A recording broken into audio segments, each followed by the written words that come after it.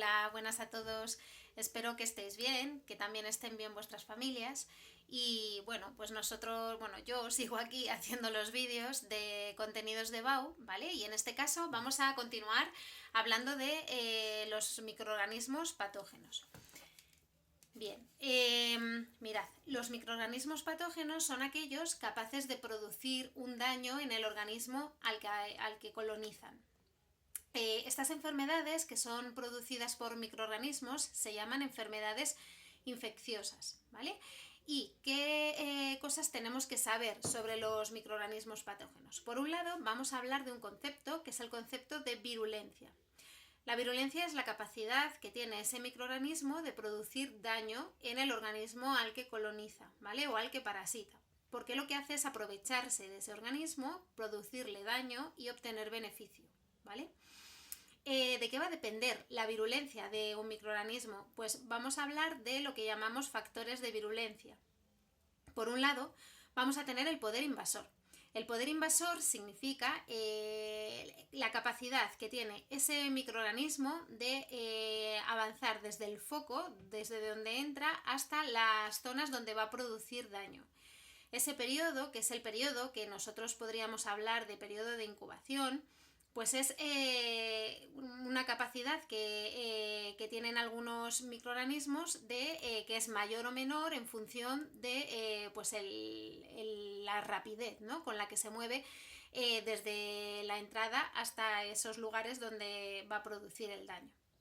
Por otro lado, vamos a hablar de toxigenicidad. Eso va a ser una capacidad también de los microorganismos de producir unas sustancias venenosas a las que llamamos toxinas. Las toxinas las podemos dividir en dos grupos. Por un lado, las exotoxinas, que van a liberarse al medio y van a ser sustancias proteicas. Y por otro lado, las endotoxinas, que son lipopolisacáridos de membrana que hay en las bacterias gram negativas, que son las que tienen en la parte externa la membrana, ¿vale? Porque la parte de los peptidoglucanos es muy finita y está en el interior, justo encima de la membrana plasmática. Bueno, pues ¿qué diferencia hay entre las dos? Por un lado, las exotoxinas son sustancias independientes del microorganismo porque se liberan al medio, por lo tanto pueden producir daño aunque no haya microorganismo, ¿vale? Por ejemplo, la toxina botulínica, que es producida por Clostridium botulinum, si la respiráramos, solamente con respirarla ya nos produciría un problema neurológico. Pero sabéis que se utiliza como Botox en los tratamientos de estética. Ahí se utiliza la toxina y el microorganismo no está, ¿vale? Pero en el caso de las endotoxinas es necesario que la bacteria esté para que se produzca el daño, ¿vale? Entonces, ¿por qué? Pues porque la toxina está en la propia membrana. ¿Qué más cosas podemos decir? Como en el caso de la exotoxina se trata de una proteína, podemos mediante calor desnaturalizar esa proteína y dejaría de tener efecto. En el caso de las endotoxinas son termoestables, por lo tanto van a tener más capacidad de resistir, ¿vale?, a las altas temperaturas. Bien, por otro lado, veis que he puesto también la carga microbiana. La carga microbiana la tenéis que añadir al esquema que os mandé, porque se me olvidó poner que un factor de virulencia también es la cantidad de microbios que entran en el organismo. No es lo mismo que entren pocos a que entren muchos, ¿vale? De ahí la importancia de tomar medidas, por ejemplo, cuando estamos hablando ahora con el tema del coronavirus, tomar medidas de aislamiento cuando uno cree que tiene los síntomas, porque la cantidad de microorganismos, o en este caso de virus, que podemos transmitir, pues va a ser alta, más alta cuanto más síntomas presentemos, ¿vale? Aunque por lo visto el coronavirus también se está transmitiendo en personas que no presentan síntomas, y de ahí el problema que hemos tenido, ¿vale? Y el problema que tenemos cuando estamos estamos viviendo algo por primera vez y no lo conocemos bien, ¿vale? Bueno, por otro lado, vamos a hablar de algo muy importante y es lo que estamos todos esperando, ¿verdad?, ahora con esto que nos está pasando, y es poder conseguir vacunas. ¿Qué es lo que se hace para poder conseguir una vacuna? pues lo que se hace es conseguir el microorganismo atenuado. El microorganismo atenuado puede ser, ya lo estudiaremos cuando demos en inmunología las vacunas, se puede conseguir de varias maneras. Se puede conseguir o bien mediante temperatura, con el microorganismo entero, pues haciendo que pierda su capacidad, es decir, podríamos decir que está como medio muerto. Esos tipos de vacunas suelen tener muy buena eficacia porque como el microorganismo está entero es como si tuvieses el microorganismo pero no te produce el mismo efecto, aunque a veces es menos seguro porque puedes pasar la enfermedad leve pero la puedes pasar. O consiguiendo partes de ese microorganismo que produzcan un efecto inmunológico, ¿vale? Y para eso hay que conocer muy bien ese microorganismo y saber qué partes del microorganismo son las que están produciendo la respuesta inmunitaria. Pero esta atenuación, este quitar la virulencia, es lo que hace que se consigan las vacunas, ¿vale? Que las trataremos, como decía, en mayor profundidad en temas que los temas siguientes. Bien, y muy importante en estos microorganismos, o sea, en este tema, es que tenemos que saber tipos de enfermedades infecciosas en función del tipo de microorganismo, ¿vale? Entonces, por un lado, vamos a tener enfermedades víricas. Ya os puse en el esquema pues que hay ejemplos así típicos como puede ser pues la gripe, el coronavirus, la varicela, el sarampión. Bueno, pues tenéis ahí varios, hay que sabérselos. Por otro lado, enfermedades bacterianas, también saber ejemplos como pues por ejemplo el botulismo, el tétanos, hay gastroenteritis bacterianas también por enterobacterias, la salmonelosis, ¿vale?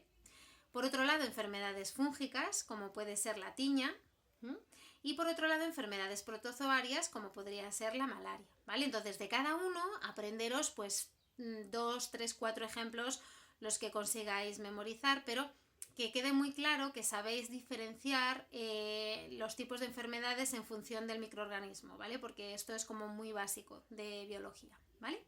Bueno, pues vamos a continuar.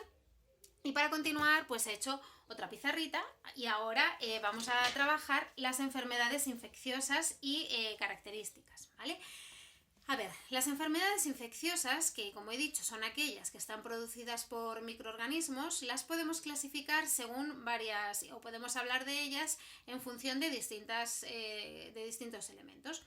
Por un lado, según el número de personas a las que afecta, vamos a hablar de 3 tipos de enfermedades infecciosas: endemia, epidemia y pandemia. Una enfermedad endémica es aquella que sucede en un lugar determinado, que es típica de un lugar determinado. Un ejemplo es la malaria o paludismo, que es una enfermedad que solamente afecta a zonas donde se encuentra el mosquito que transmite ese protozoo, ¿vale? Que es el Plasmodium. Por ejemplo, pues hay zonas en Brasil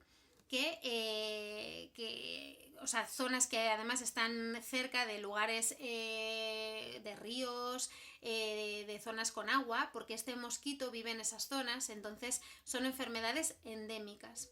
Normalmente la población pues tiene estas enfermedades de manera crónica y si vas allí, por ejemplo, pues porque vas a visitar ese país, tienes que protegerte y para la malaria en concreto, pues hay una medicación que se llama profilaxis, que es una medicación que lo que hace es, mientras te la tomas, protegerte de esta infección, ¿vale? De que el protozoo no entre en tus células y te produzca el daño. Que estaría genial y yo sé que ahora mismo se están haciendo muchos esfuerzos para ver si se consiguen profilaxis contra el coronavirus, ¿vale? Lo mismo que también se ha conseguido con el SIDA, que ha sido así como bastante reciente, una medicación para proteger a las personas que puedan estar más expuestas a este virus y mientras se la toman, pues no tienen riesgo de que el virus entre en sus células y les haga el daño, ¿vale? Bien, por otro lado, tenemos la epidemia. La epidemia también estamos acostumbrados a ella porque es lo que pasamos, por ejemplo, todos los inviernos con la gripe. La gripe estacional nos produce normalmente epidemias, es decir, que hay en un momento determinado un número alto de personas que padecen esa enfermedad, ¿no? Entonces, pues todos los años suele haber epidemias de gripe, En el cole, de hecho, pues hemos estado este invierno con epidemia de gripe. Ya sabéis, en clase cuando estuvisteis todos ahí pochetes, pues eso, lo mismo que vosotros, estuvieron otros alumnos y podríamos decir pues que estábamos en epidemia, ¿no? En el colegio había una epidemia de gripe porque gran número de personas estaban padeciendo esa enfermedad. Y por otro lado vamos a tener lo que llamamos la pandemia. La pandemia es lo que nos está pasando ahora con el coronavirus. Es un contagio a nivel mundial. Eh, También pasó con la gripe A. Cuando pasó aquello con la gripe A, pues bueno, pues fue un poquito... También nos dio miedo, pero afortunadamente aquella vez pues fue menos grave de lo que parecía. Y bueno, pues ahora estamos en esta y ahí aguantando y haciendo frente, ¿vale? Como se puede y con ganas de que todo pase. Bueno, según el tipo de contagio, vamos a hablar de dos tipos, ¿vale? Por un lado, vamos a tener un contagio directo y por otro lado, vamos a tener el contagio indirecto. Cuando hablamos de contagio directo, hablamos de que un individuo que está enfermo se lo transmite a una persona sana. A esto se le llama infectar, ¿vale? Se trata de una infección, como cuando pues estornudamos, tosemos encima de alguien y estamos enfermos y esas gotitas de saliva llevan el microorganismo que produce en la otra persona la enfermedad.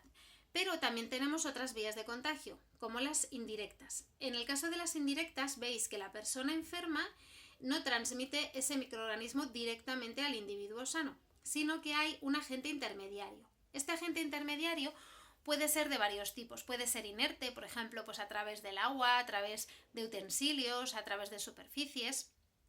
O también puede ser un animal. Cuando hablamos de un animal, hablamos de vectores, ¿vale? Entonces, cuando hablamos de vectores, pues el ejemplo que os ponía antes, el mosquito Anopheles, es un vector que podríamos decir que es biológico, porque el protozoo pasa parte de su ciclo vital en el mosquito. Necesita pasar por el mosquito para poder vivir, ¿vale? Entonces el mosquito, una vez que pica a otra persona, le produce la enfermedad y por eso es indirecto, porque hace falta un intermediario para que se produzca la enfermedad. Hay otro tipo de vectores que se llaman vectores físicos que no es imprescindible el organismo, ¿vale? Ese animal para el ciclo del microorganismo, sino que solamente es como medio de transporte en las alas, en las patas, ¿vale? Y esa es la diferencia entre vector biológico y vector físico. Bien, seguimos. Entonces, hemos visto que hay directo e indirecto, ¿no? Vamos a hablar también de que cuando la enfermedad la transmite un animal vertebrado y la transmite a un ser humano, a este tipo de infección se le llama zoonosis, o también puede ser al revés. Aquí, por ejemplo, pues podría ser la rabia, ¿no? O sea, cuando hay, por ejemplo, animales que tienen la rabia y muerden a una persona, pueden transmitirle la enfermedad, ¿vale? Y entonces a eso se le llamaría zoonosis. Bien, y para terminar con esta parte, pues vamos a hablar de las medidas de contención, que fijaros que las estamos viviendo ahora mismo. Por lo tanto, esto nos va a servir para poder estudiarlo mejor todavía. Por un lado tenemos el aislamiento. El aislamiento consiste en tomar medidas en aquellas personas que han podido tener contacto con... el aislamiento son las medidas que se toman cuando una persona está enferma y queremos evitar el contacto con otras personas, ¿vale? Y entonces lo que se hace es cortar la cadena de contagio, porque sabemos que esa persona tiene el virus o tiene la bacteria y puede transmitírsela, ¿vale? A otra persona, y entonces se toman medidas de aislamiento durante el tiempo que sabemos que ese microorganismo va a estar en el hospedador. Y por otro lado tenemos la cuarentena. La cuarentena son medidas preventivas cuando sabemos que hay personas que han podido tener contacto con otras que sí que tenían el virus, pero todavía ellas no tienen los síntomas. Y entonces se toman estas medidas para prevenir, ¿vale? Bueno, pues esto es lo que nos está pasando ahora. Por ejemplo, en este caso estamos todos en cuarentena, pero dentro de esta cuarentena hay personas que están en aislamiento. Imaginaros como si en una familia que está en cuarentena y está en su casa, como ahora, hay un miembro de esa familia pues que tiene el coronavirus, ¿vale? A esa persona se la tiene que aislar y entonces se intenta hacer lo posible para que esté en su habitación, para que utilice sus utensilios, ¿vale? Y entonces estaríamos hablando de estar en aislamiento dentro de la cuarentena, ¿vale? Para que veamos pues ejemplos cotidianos de esto que os cuento. Y para terminar, vamos a hablar de los agentes eh, antimicrobianos. Los agentes antimicrobianos los tenemos de 3 tipos. Vamos a tener los agentes físicos, los químicos y los biológicos, ¿vale? En relación a los agentes físicos vais a ver que tenemos 2 tipos principalmente, el calor y la radiación. Mediante calor podemos destruir los microorganismos, por ejemplo, por 2 vías, la pasteurización y la esterilización. ¿Qué diferencia hay entre ambas? La pasteurización no elimina a todos los microorganismos, ¿vale? Rebaja muchísimo la carga microbiana, pero no elimina a todos. Por ejemplo, la pasteurización se utiliza en la industria alimenticia, pues con un producto que conocemos muy bien, que es la leche. La leche pasteurizada se somete durante 15 segundos a una temperatura más o menos de 72 grados. ¿Qué es lo que se hace con esto? Eliminar los microorganismos patógenos, aunque se pueden quedar aún microorganismos que, un número pequeñito de microorganismos que sabemos que no son patógenos, y por eso cuando vamos a comprar leche pasteurizada nos la encontramos en la parte de refrigerados, porque hace falta que esté a baja temperatura para que no crezcan, ¿vale? Esos posibles microorganismos que hay ahí. ¿Qué parte positiva tiene esto? Pues que se conservan mejor los nutrientes que en el caso los nutrientes y las características organolépticas, es decir, el sabor es diferente a cuando tomamos leche esterilizada. La leche esterilizada es un alimento que no contiene ningún microorganismo, ¿vale? Cuando hablamos de esterilización hablamos de la ausencia total de microorganismos. Para conseguir esto tenemos que someter a más temperatura ese producto, ¿vale? Entonces es menos tiempo pero más temperatura. Las ventajas que tiene es que, pues como veis, podemos no hace falta que la leche la tengamos en la nevera, si no está abierta, obviamente. Si está abierta ya sí, porque ya hay contacto con microorganismos, pero cuando está cerrada la tenemos a temperatura ambiente y la compramos en lugares en el súper que no está refrigerado, ¿vale? Porque como no hay microorganismos, pues no hay ningún problema. Pero nutricionalmente es un poquito, tiene un poco menos de nutrientes, ¿vale? Y el sabor cambia un poquito también, ¿vale? Pero bueno, gracias a estos 2 métodos, pues hemos conseguido conservar mejor algunos alimentos y también, pues por ejemplo, mediante esterilización se consiguen hacer productos farmacéuticos imprescindibles, ¿vale? Que tienen que estar esterilizados seguro, como pueden ser, por ejemplo, pues las inyecciones, ¿vale? Los productos farmacéuticos que tienen que ir vía parenteral. Por otro lado, tenemos la radiación como método de eliminación de microorganismos. Tenemos la radiación ultravioleta, ¿vale? Que sería no ionizante, y luego la ionizante, como los rayos gamma y los rayos X. Tanto unos como otros son capaces de eliminar microorganismos. Bien, por otro lado tenemos métodos químicos. Los métodos químicos los hay también de varios tipos. Tenemos los antisépticos, que son, pues por ejemplo, para la piel y las mucosas, como puede ser el agua oxigenada, el yodo, la clorexidina, ¿vale? Por otro lado tenemos los desinfectantes. En relación a los desinfectantes, pues cualquier producto que utilizamos en casa para limpiar el baño, ¿vale? Pues el amoníaco, la lejía, son productos que se utilizan sobre superficies inertes y eliminan, ¿vale? Microorganismos, aunque no del todo, no esterilizan. Y por otro lado tenemos los conservantes. Los conservantes se utilizan tanto en alimentos como en productos farmacéuticos, y estos también los conocemos muy bien. Pues por ejemplo, los conservantes en los alimentos como el E311, el no sé qué, el ácido cítrico, ¿vale? Bueno, pues son sustancias que lo que hacen es conservar bien los alimentos. También hay conservantes naturales, como puede ser la sal o el azúcar, que siempre se han utilizado a lo largo de los tiempos antes de que tuviésemos tantos productos químicos. Bien, y para terminar tenemos los agentes antimicrobianos biológicos. Aquí os puse los antibióticos y como ejemplo, pero también tendríamos los antifúngicos. Los antibióticos son medicinas, ¿vale? Productos que solamente destruyen bacterias, no destruyen virus ni hongos, ¿vale? Entonces solamente se pueden utilizar para destruir bacterias. Y en el caso de los antifúngicos son sustancias, son medicinas, ¿vale? Tratamientos que destruyen a los hongos. Entonces, bueno, también tenemos antivirales que se utilizan, pues por ejemplo, cuando tenemos el herpes labial, que hay personas que lo tienen, pues hay unas cremitas, ¿vale? Que también se utilizan pues para eliminar el virus. Entonces, bueno, pues con todo esto que os he contado, ya sabéis un poco más sobre las enfermedades infecciosas, las características, los tratamientos, ¿vale? Y bueno, pues con todo esto que estamos viviendo nos ayuda a entender más pues un montón de cosas que nos pasan.